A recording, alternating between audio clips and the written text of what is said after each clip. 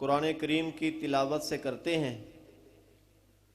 कुरान हकीम की तिलावत के लिए मैं दावत दूंगा साहबजादा कारी अब्दुल मतीन रब्बानी साहिब।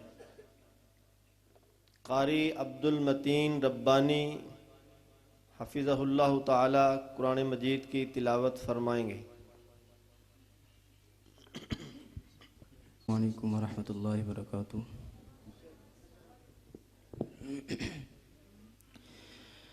अऊज़ु बिल्लाहि मिनश शैतानिर रजीम।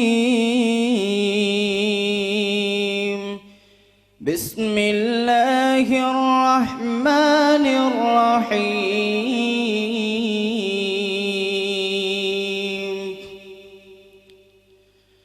औ कल्लज़ी मर्र अला क़रयतिन वहिय ख़ावियतुन अला उरूशिहा क़ाल अन्ना युह्यी हाज़िहिल्लाहु बअद मौतिहा फ़अमातहु अल्लाहु मिअत आमिन सुम्मा बअसा قال كم لبثت قال لبثت يوما أو بعض يوم قال بل لبثت 100 عام فانظر إلى طعامك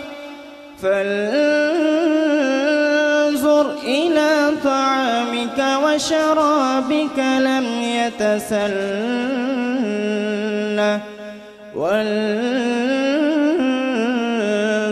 إلى حمارك ولنجعلك آية للناس وانظر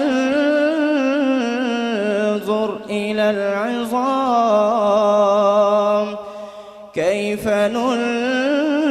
ننشزها ثم نكسوها لحما فلما تبين له قال أعلم أن الله على كل شيء قدير.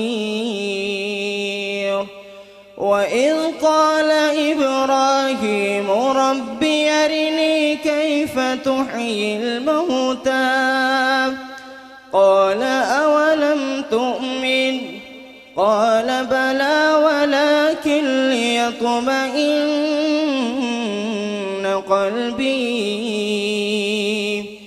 قال فخذ 4 من الطير فصرهن إليك ثم اجعل على كل جبل منهن جزءا ثم ادعهن يأتينك سعيا واعلم أن الله عزيز حكيم.